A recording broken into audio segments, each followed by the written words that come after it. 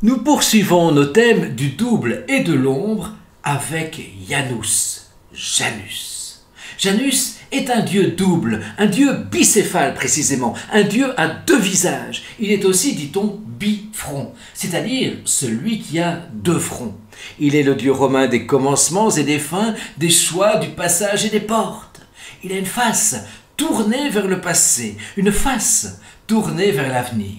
Janus a d'ailleurs engendré le mois de janvier qui marque précisément la fin et le commencement d'une année nouvelle. Janus était vénéré au début de la moisson et des périodes de plantation, ainsi qu'au mariage, aux naissances et autres commencements. Il était également invoqué le premier jour de tous les mois, ce que l'on appelle les calendes romaines. Enfin, il était tout à fait représentatif de la transition entre barbarie et civilisation, entre ville rurale et urbaine, entre jeunes et âge adulte.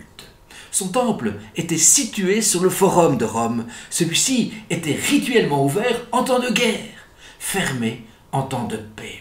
Aussi, deux épithètes cultuelles du dieu sont-elles Paltulcius, c'est-à-dire celui qui ouvre, et Clusius, celui qui clôt, parce que les portes de son temple sont ouvertes pendant la guerre et fermées pendant la paix. L'une des collines romaines, le Janicule, lui est consacrée. Avec Jupiter et Mars, il est Janus Pater, c'est-à-dire en quelque sorte Dieu le Père. Il est même considéré comme Deus Deorum, c'est-à-dire le Dieu des dieux. C'est dire toute son importance.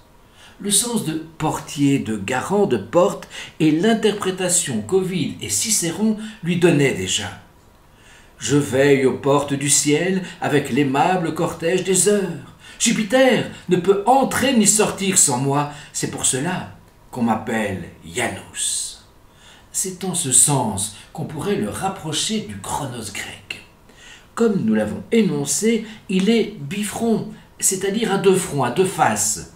On pourrait encore énoncer, et c'est naturellement pour cette raison que nous l'avons retenu pour notre thème, il est double donc, il est jumeau.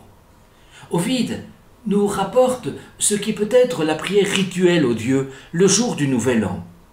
Dieu à double visage, c'est de toi que par l'année pour s'écouler sans bruit, toi qui, sans tourner la tête, vois ce que nul autre Dieu ne peut voir.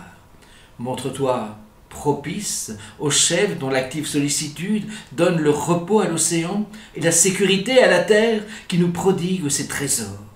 Montre-toi propice à tes sénateurs, au peuple romain, et d'un signe, serre les portes de ton candide sanctuaire. Et d'un signe serre les portes de ton candide sanctuaire. Cette dernière phrase étant à comprendre comme une métaphore poétique, en d'autres termes, et apporte-nous la paix, puisque, comme je l'énonçais auparavant, les portes étaient fermées en temps de paix. Comme le Christ a énoncé « Je suis la porte, si quelqu'un entre par moi, il sera sauvé, il entrera, il sortira, et il trouvera des pâturages » Jean, chapitre 10, verset 9, on a rapproché Jésus de Janus.